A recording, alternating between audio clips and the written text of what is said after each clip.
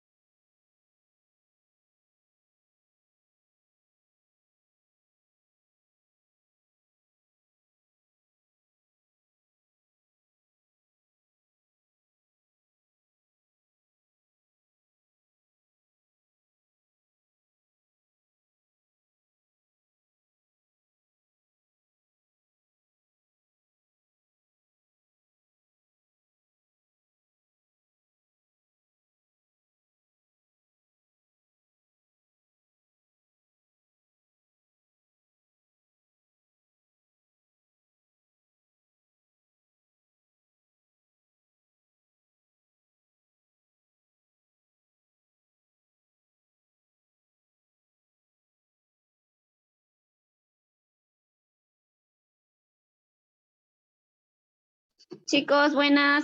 Un ratito, por favor, me esperan porque hay mucho ruido. A ver, de repente me desplazo a otro lugar, ¿ya? Para que no interrumpa mucho las clases, ¿sí?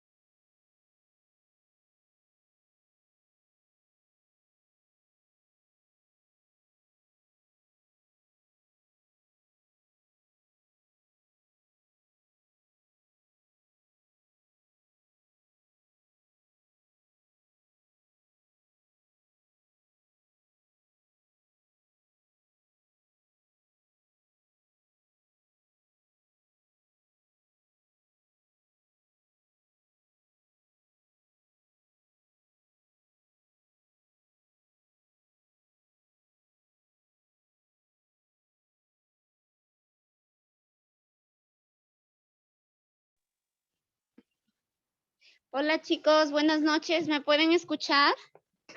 Sí, doctora. Ya, qué bueno. Uy, ya, ahorita un ratito lo proyecto. Bueno, soy la doctora Elizabeth Guevara, dermatóloga, mi pregrado en la Universidad Pedro Ruiz Gallo de Chiclayo y la especialidad en Cayetano en Lima. El día de hoy vamos a empezar por la parte introductoria. ¿Sí pueden ver? Sí, ¿no? Sí, se ve la diapo, doctora. Correcto, en la cual uno siempre tiene que conocer la estructura básica de la piel, asimismo también saber la semiología, que es muy importante, como en toda rama clínica y quirúrgica también de la medicina. Y bueno, vamos a empezar diciendo que la piel tiene una capa más superficial que es la epidermis y tiene múltiples funciones, ¿no? Aunque parezca mentira, las funciones de la piel, por un lado, mantienen el equilibrio del cuerpo, van a mantener una temperatura adecuada, van a evitar la pérdida de agua, de pérdida de electrolitos y también recordar que la piel no solamente tiene una función mecánica, sino también tiene una función inmune de defensa. Ya cuando en algún momento vean el tema de dermatitis atópica, se van a dar cuenta que la dermatitis atópica, vamos a ver cómo es que la piel se comporta ahí como un sistema inmunitario y es que la alteración a ese nivel va a hacer de que produzcan los síntomas como el prurito, por ejemplo. Les mencionaba que también tenía un efecto de regular la temperatura, ¿no? También en la piel vamos a encontrar diferentes receptores sensitivos que van a permitirnos percibir los diferentes sentidos en nuestra piel, ¿correcto? Y también en nuestra piel van a haber múltiples glándulas que se van a encargar de producir múltiples secreciones que son a veces importantes para nosotros. La piel estructuralmente consta de capas, ¿no? La capa más superficial es la epidermis y la cual tiene múltiples como ustedes pueden visualizar ahí, múltiples capas a su vez. Tenemos la parte más superficial, el estrato córneo, donde prácticamente los queratinocitos han perdido su núcleo y estos van a ser de forma aplanada. Luego tenemos el estrato granuloso, el estrato espinoso, donde las células son más grandes, son poliédricas, cuboidales, y el estrato basal, donde las células van a ser grandes, ¿correcto? Y estas células pues van a tener una alta capacidad mitótica, ¿correcto? Miren acá, conforme la piel, conforme los queratinocitos van madurando, van perdiendo su núcleo y finalmente al final se quedan aplanados, pero no es que no cumplen ninguna función, van a cumplir una función de evitar la pérdida transepidérmica de agua. Y justamente que la alteración a nivel de esta estructura es que va a dar lugar, por ejemplo, a entidades como la dermatitis atópica. Entonces, en la epidermis vamos a encontrar la mayor parte de población de células, que son los queratinocitos, que van a ser de acuerdo a su disposición de múltiples tipos, ¿no? Como ustedes pueden visualizar allí, teniendo en cuenta que los queratinocitos de la capa basal son los que tienen mayor actividad mitótica. Luego tenemos en el estrato espinoso, donde mencionábamos que las células son más grandes, son de múltiples formas, más gruesas, y luego finalmente ya tenemos el estrato granuloso y el estrato córneo, ¿no? Debemos recordar que los queratinocitos están unidos entre sí por uniones desmosomas, las cuales van a permitir la cohesión y a este nivel vamos a ver que van a existir múltiples proteínas que van a estar involucradas en permitir una mejor adhesión. Y justamente, por ejemplo, en enfermedades ampollares autoinmunes como el pénfigo, en la cual se forman anticuerpos justamente contra estas proteínas, es que se va a perder la adhesión intercelular y se van a formar las ampollas, ¿no? El estrato granuloso, donde las células van a tener más gránulos de queratoyalina, eso hace que su citoplasma se vea algo gris. El estrato córneo, que es el estrato compacto, donde las células prácticamente han perdido el núcleo totalmente y van a ser células aplanadas, ¿no? Como vemos, el 90% de las células del epidermis va a estar formada por los queratinocitos, ¿no? Y estos a su vez van a tener en su interior gránulos de queratoyalina, los cuales se van a agrupar y finalmente van a evitar la pérdida de agua. Recordar que en la epidermis también van a estar los melanocitos, que son los que le van a dar el color, ¿no? Y estos melanocitos van a representar el 5 a 10% de todas las células de la piel, o sea, más o menos por cada 10 queratinocitos va a haber un melanocito. También recordar las células de Langerhans, cuya función es básicamente inmunitaria, ¿no? Que van a estar a este nivel, y las células de Merkel, que van a ser los receptores sensoriales, ¿correcto? Eso es todo lo que respecta a la epidermis. Ahora, en cuanto a la dermis, que es una capa más profunda, también va a tener una función. La función de la dermis va a ser sostener justamente a la epidermis y también albergar ciertas estructuras, ¿no? Como el pelo, como las glándulas apócrinas, écrinas, y tener en cuenta que la dermis va a estar formada por colágeno, por elastina, ¿no? Y vamos a ver acá las estructuras de colágeno, que representa el mayor porcentaje de la estructura de la piel, y las fibras elásticas, que representan un menor porcentaje. Vamos a ver que en la dermis también van a haber células, como por ejemplo los macrófagos, ¿no? Que los macrófagos, también vamos a encontrar mastocitos, ¿no? Y las estructuras como el pelo, por ejemplo. También tener en cuenta que la epidermis es avascular y que se nutre de estructuras vasculares que están a nivel de la dermis, ¿correcto? Y va a haber un plexo vascular profundo y un plexo vascular superficial, ¿no? Como podemos visualizar aquí.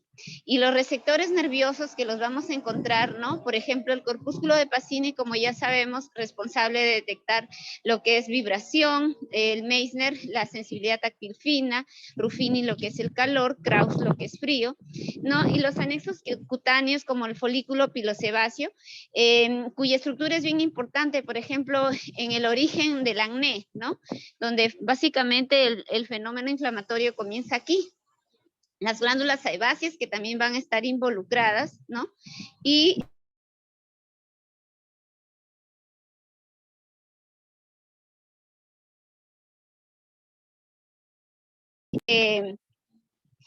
a tener en cuenta que estas glándulas sudoríparas écrinas, por la producción del sudor, el cual va a estar involucrado en la termorregulación, ¿no? Entonces, sabemos que las glándulas écrinas va a estar principalmente en las zonas sacrales, palmoplantares, y va a estar regulada por diferentes neurotransmisores, ¿no? Las uñas también son consideradas un anexo cutáneo, que van a estar formadas por placas córneas, como podemos ver allí, y que van a tener también ciertas estructuras, ¿no? Como ustedes pueden ver, el hiponiquio, el epinoquio, la matriz, que es donde se origina la uña, que hay que tener mucho cuidado por esa zona, porque cuando esta se daña, es posible que la uñita salga distrófica, ¿no? También considerar, por ejemplo, que las uñas tanto de las manos como de los pies crecen muy lentamente, ¿no? Por ejemplo, y esto influye mucho en el tratamiento que uno da para hongos de uñas y pies, porque muchas veces este tratamiento se va a prolongar, va a durar varios meses, y esto se da porque el crecimiento de la uña es lento, ¿correcto? Entonces, ya habiendo revisado todo lo que es estructura de la piel, vamos a pasar allá cuando tenemos un paciente frente a nosotros y alguna patología en la piel. ¿Qué es lo primero que debemos indagar? ¿Cómo debemos empezar? ¿Hasta ahí tienen alguna duda, alguna pregunta con respecto a lo manifestado? No, doctora, todo claro. Muy bien. Entonces, tenemos hasta ahí, como ustedes pueden ver, cuando tenemos un paciente siempre es importante indagar la historia clínica. Si nos habla de algún tipo de patología, tenemos que ver cuándo empezó, cuándo se inició. Por ejemplo, hay enfermedades que son de inicio agudo, como las reacciones adversas a medicamentos, o alguna enfermedad reactiva, por ejemplo, como el eritema multiforme, o enfermedades que ya tienen un tiempo de evolución largo, como por ejemplo psoriasis o alguna enfermedad ampollar, vitíligo, ¿no? También es importante saber si la duración de la enfermedad es persistente o es recurrente, ¿no? Por ejemplo, ¿no? En el caso de que sea recurrente, la urticaria, el herpes debido al periodo de latencia que va a tener, se va a mantener por un tiempo silente y luego es que se va a activar en alguna situación de estrés. Por lo tanto, esta característica es importante preguntar, ¿no? Por otro lado, también es importante saber la distribución de las lesiones. Son lesiones que se van a dar más a nivel de tronco, o de repente a nivel de las palmas, o a nivel de las plantas. Por ejemplo, en el caso de la varicela, siempre es importante considerar que empiezan a nivel de la cabeza, y ese exantema luego se va a extender de forma cefalocaudal, o sea, las extremidades. En cambio, por ejemplo, la pitiriasis rosada también es una entidad en la cual el compromiso más es en el tronco, ¿no? Entonces, más tronco, extremidades superiores, y eso es importante considerar entonces la distribución. También es importante ver si las lesiones están localizadas a nivel de las zonas fotoexpuestas, por ejemplo, la cara, los brazos, ¿no? Pecho. Entonces, cuando tenemos un paciente así, vamos a sospechar más de una fotodermatitis o una alergia al sol, ¿no? Un ratito, por favor.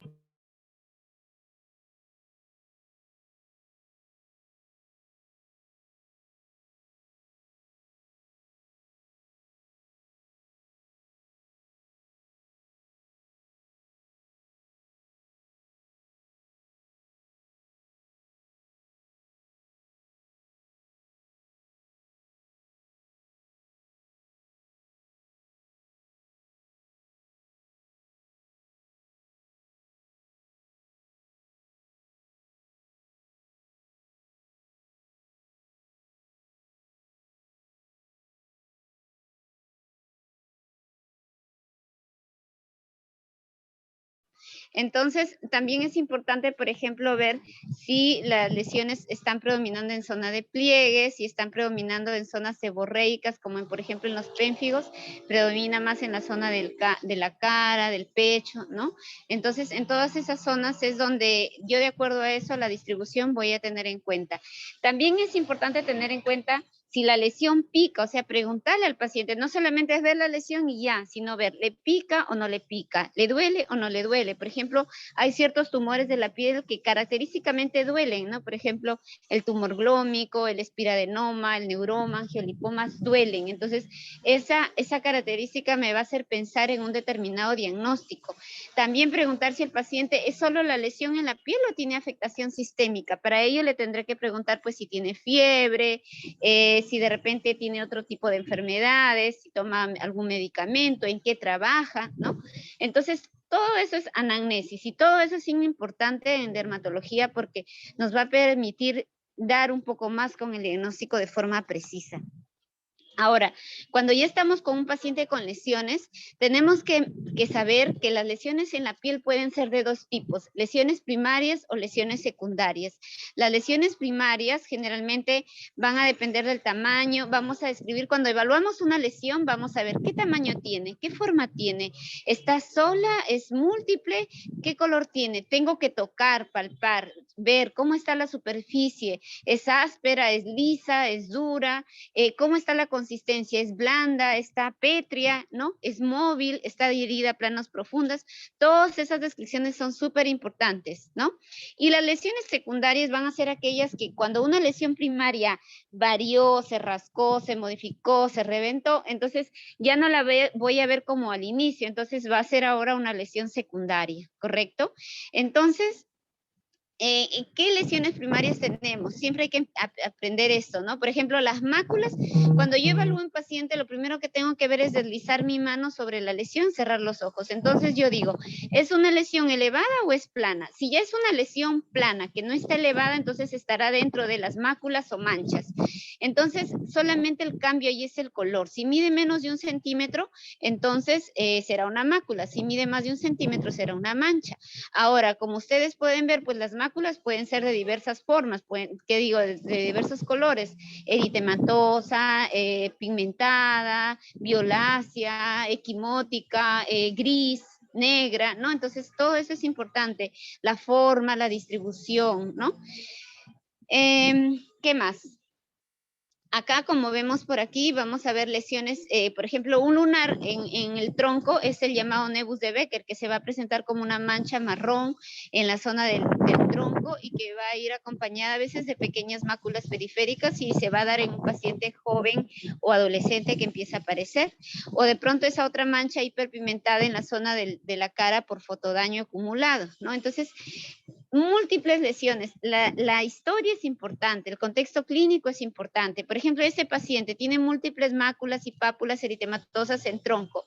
Si yo de repente tengo la historia que el paciente tuvo una úlcera genital que se resolvió sola, entonces, y ahora presenta esto y tiene conducta sexual de riesgo, entonces, ¿qué será? Es probable que trate, y hay compromiso de palmas y plantas, es probable que se trate de un exantema asociado a sífilis secundaria.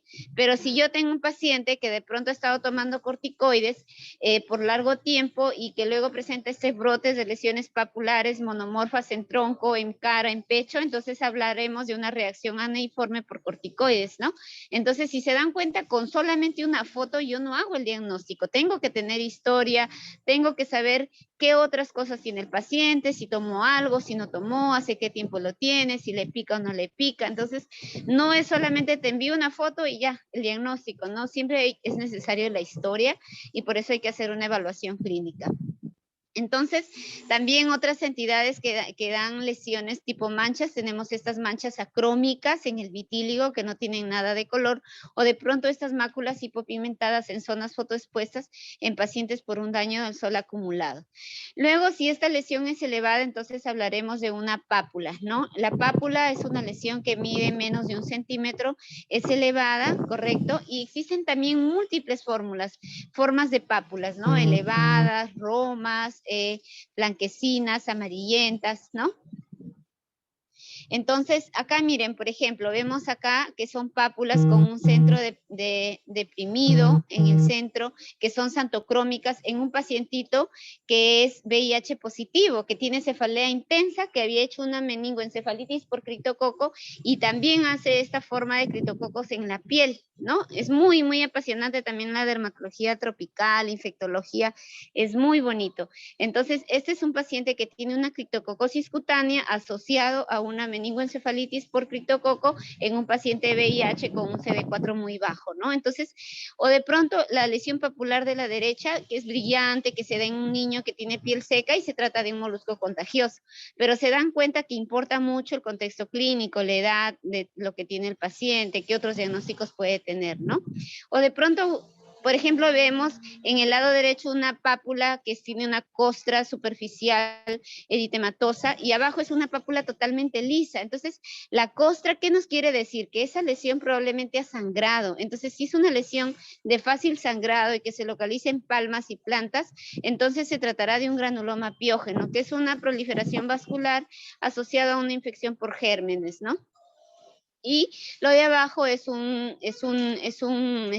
lunar que se va a presentar, es un nevus rubí, pero por eso es importante ver yo la lesión y sobre eso deducir algo, deducir cómo fue o qué es lo que está pasando en la lesión, ¿no?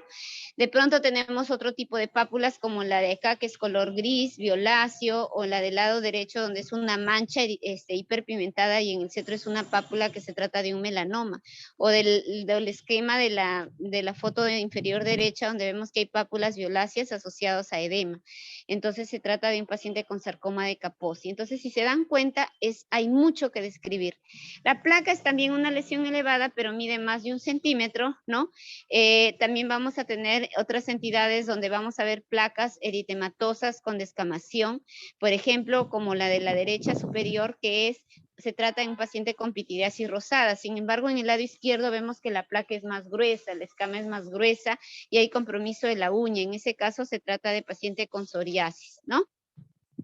Y acá también vamos a ver otras enfermedades que nos dan placas como el eczema, líquen plano, ¿no?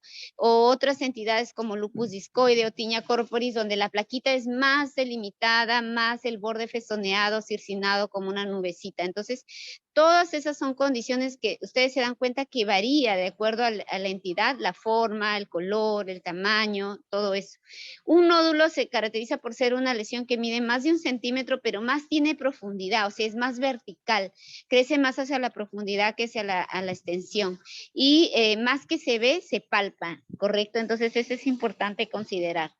También es importante ver acá la presencia de nódulos, por ejemplo, eritematosos.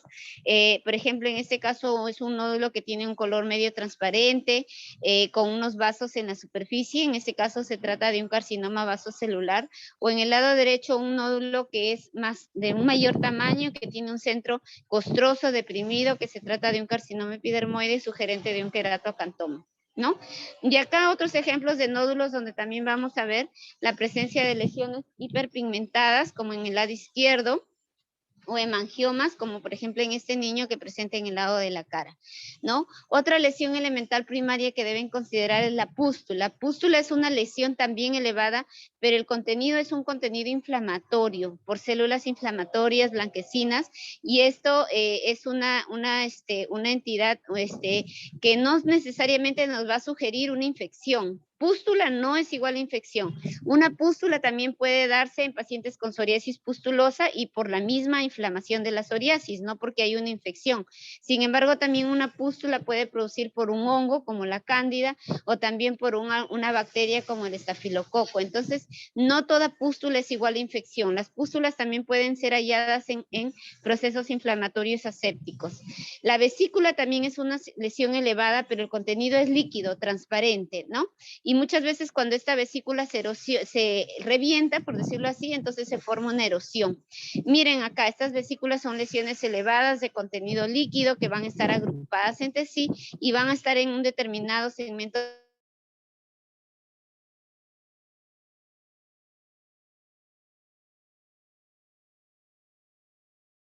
Ahora, si yo a ese paciente... Doctora, dejamos de escucharle en vesícula, no escuchamos casi nada.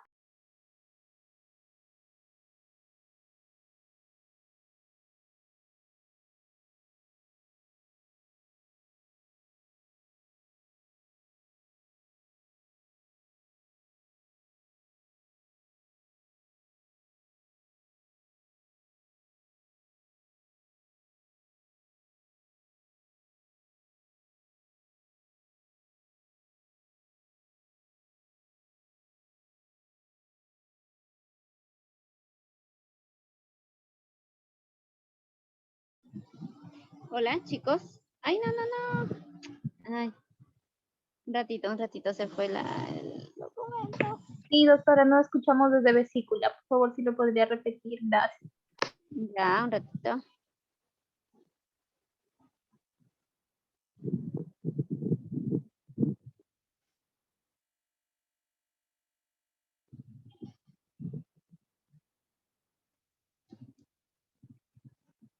Entonces, las vesículas, les decía que son lesiones de contenido líquido que están agrupadas entre sí y que van a afectar un determinado dermatoma, ¿no? La ampolla es una lesión de mayor tamaño, pero que es lo mismo que una vesícula, sino que de mayor tamaño. Luego tenemos acá, por ejemplo, lesiones de mayor tamaño, como las ampollas, y luego tenemos las ronchas o abones, que son lesiones que la característica es que son evanescentes, aparecen ahora, mañana no están, pasado están, en unas horas bajan y así sucesivamente, ¿no? Es la lesión elemental de la urticaria, ¿correcto? Entonces, la roncha siempre es la lesión elemental de la urticaria. El tumor es una lesión mucho más grande, ¿no? Más de 2 centímetros, ¿no? Y hay que compararlo ahí. Ahora, las lesiones secundarias, como les decía, son resultado de la evolución de una lesión primaria, ¿no? Por ejemplo, las escamas. ¿Qué es lo que representa una escama? Una escama representa un aumento de queratinocitos por una proliferación aumentada de estos. Entonces, cuando estos aumentan demasiado, producen esta formación, se acumulan tanto en la superficie que ya se forman escamas. Mientras que una costra representa la desecación de un determinado fluido. Si, por ejemplo, ha habido sangre, si esta se seca, se formarán costras negruzcas. Si ha habido pus, si estas se secan, habrán costras amarillas y así sucesivamente. Entonces, la costra representa la desecación de un fluido.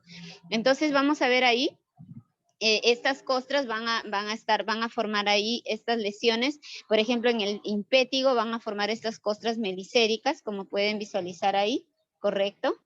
Y la erosión, como les decía, es la pérdida de continuidad de la piel. Cuando esa erosión va encima de la membrana basal, entonces decimos de que es algo superficial y no va a dejar cicatriz. Sin embargo, cuando esa profundidad es más allá de la membrana basal, ahí sí se llama una úlcera y la úlcera deja una cicatriz. Por tanto, por ejemplo, las úlceras varicosas van a dejar cicatriz, ¿no? O las úlceras por otras enfermedades infecciosas o pioderma gangrenoso, que es una dermatosis neutrofílica que duele mucho, va a dejar cicatriz. La fisura es simplemente cuando una piel está muy gruesa y seca, se parte y se forma una hendidura lineal. Eso le llamamos una fisura. Como ustedes pueden ver acá, cuando hay un eczema intenso, cuando hay una queilitis angular, ¿no?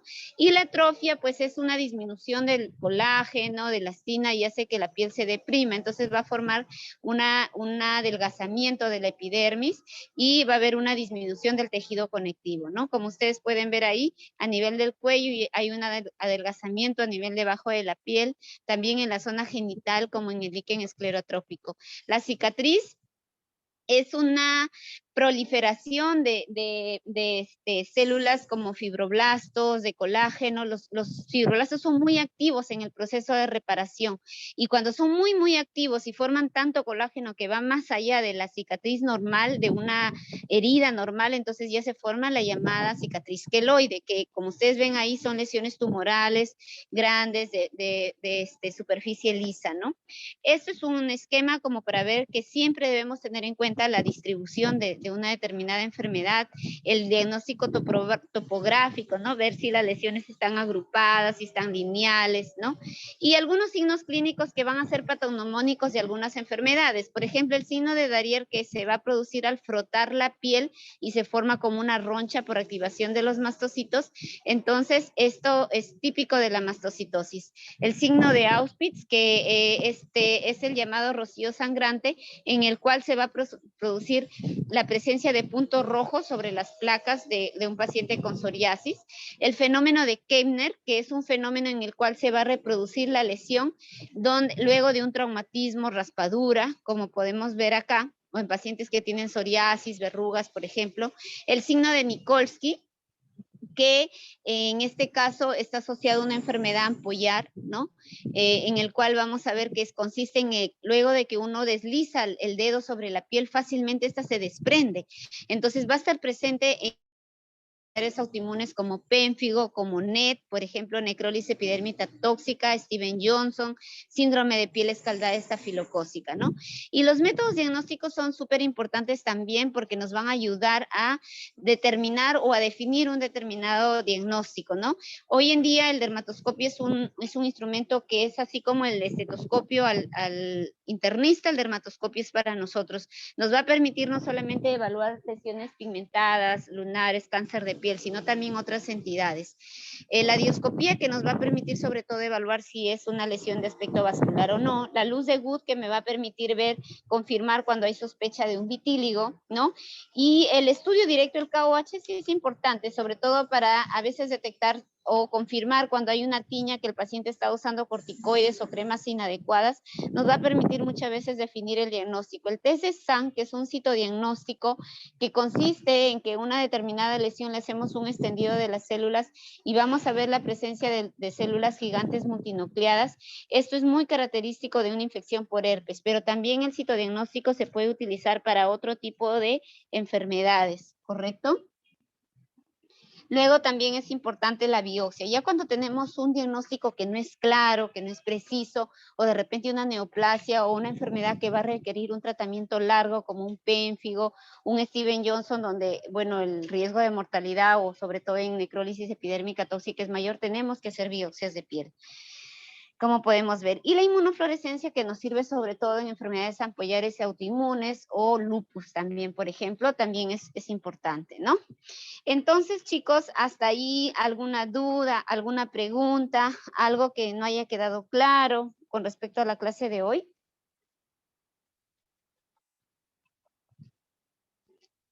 ¿Sí me escuchan? Sí, doctora, mi compañera había dejado una pregunta en el chat. A ver, ¿cuál es? Dímela, por favor, que no la puedo ver. A ver. Disculpe, ¿cuál sería la definición exacta de lesión primaria y secundaria? O sea, lesión primaria es una lesión nueva, que es de reciente inicio, y la lesión secundaria es la que resulta, como su mismo nombre lo dice, de la modificación de una lesión primaria. Lo más claro que les decía, ampolla y erosión. Una ampolla es una lesión que sale de inicio y es muy característica de una determinada enfermedad. Si esa ampolla se revienta, evoluciona en el tiempo, entonces se vuelve ya una erosión, ¿no? Y la erosión ya es una lesión secundaria. ¿Sí? ¿Me dejo entender? O si alguien de repente se rasca una placa tanto, entonces ya lo hace un eczema, y un eczema ya es una lesión secundaria. ¿Estamos de acuerdo? Sí, ¿Sí me doctora. entiende? Muy bien. ¿Alguna otra duda, alguna pregunta, algo que no haya quedado claro?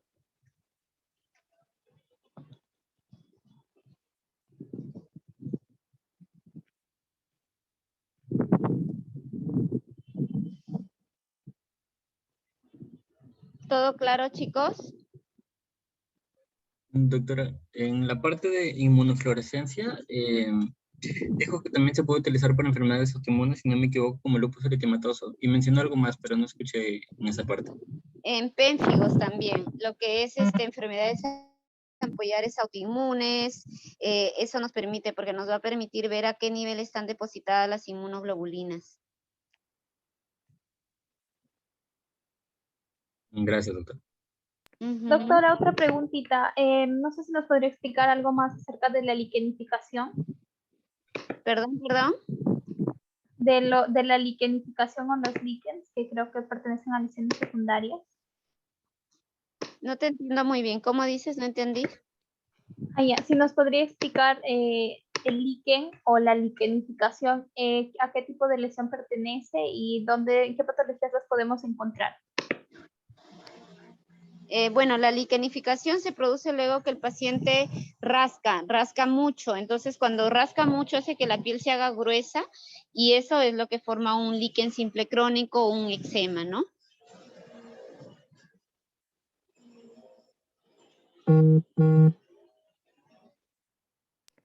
Doctora, otra preguntita. Entonces llega, por ejemplo, nuestro paciente con una lesión en piel. Lo primero que nosotros hacemos, ¿qué sería? ¿Sacarle una muestra al paciente para evaluarlo a través del dermatoscopio? ¿O qué es lo que se hace en primera instancia cuando el paciente llega para atenderle en consulta? ¿Cómo es una historia clínica? ¿Cómo mencionamos o sea, es igual como un paciente que si, por ejemplo, llega un paciente, no sé, a la emergencia, ¿qué es lo primero que tú haces? Sí, bueno, se toman primero los signos vitales, ¿no? Después de eso se averiguaría los antecedentes que tienen, como se nos ha mencionado, hacer la anamnesis, el tiempo de enfermedad, el examen clínico. Correcto. Sí, ajá. Exacto.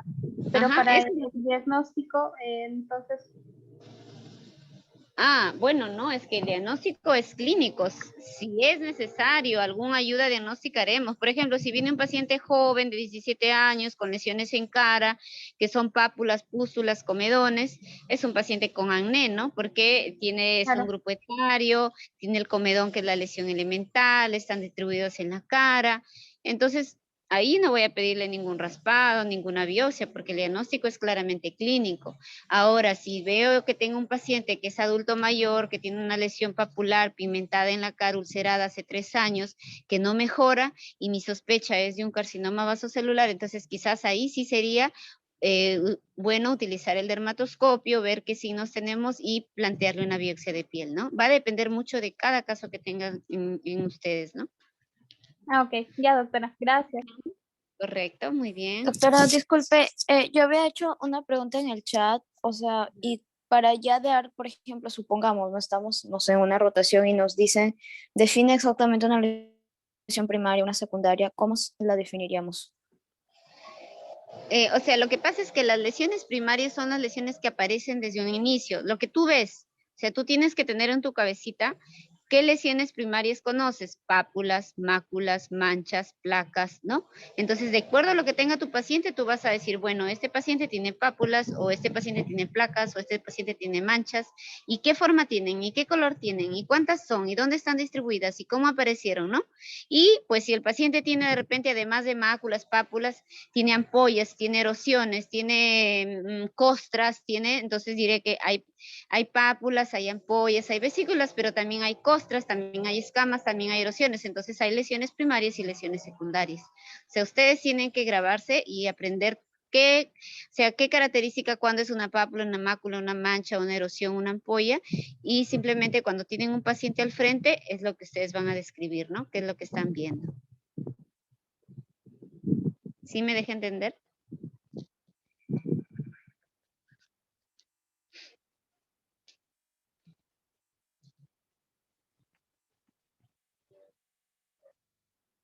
¿Está claro? ¿No? ¿No está claro? Ya, y, o sea, ¿cuál sería la diferencia entre la primaria y la secundaria? ¿Cuál fue la definición que les dije de una lesión secundaria? A ver, ¿alguien quiere participar? ¿Por qué se llama lesión secundaria y por qué se llama lesión primaria?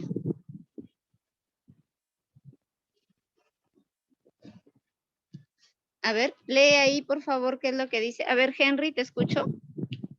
Sí, doctora, solamente quería como para ayudar ahí, en cuanto a la lesión secundaria, ¿no? La primaria, como dices, tiene su origen de por sí, ¿no? Mientras que las secundarias suelen surgir como consecuencia, ya sea como evolución o la modificación de la misma lesión primaria. Correcto, es así. Como ven en ese gráfico, un paciente tiene una lesión primaria, un ampollito vesícula lo revienta, ya no va a ser una lesión primaria, será una erosión, será una lesión secundaria. ¿Está claro? Sí, doctora, gracias. Gracias, Henry. Muy bien, perfecto. ¿Alguna otra pregunta, alguna duda, chicos?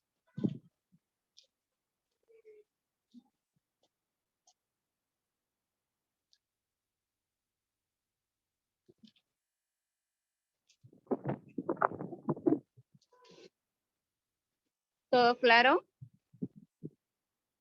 Si todo está claro y no tienen más dudas, entonces damos por finalizada la clase de hoy y bueno, voy a tener que hacer el rol para la distribución. Normalmente el año pasado siempre había como que esta semana descansábamos y empezábamos la siguiente semana, ¿no? Pero veo que no es así, entonces, porque hay ciertos días que vamos a tener clase conmigo o los colegas, entonces de acá hago la distribución de clases, todo, se las envío a su compañera que me escribe el WhatsApp y yo también me comunico con los colegas, ¿sí?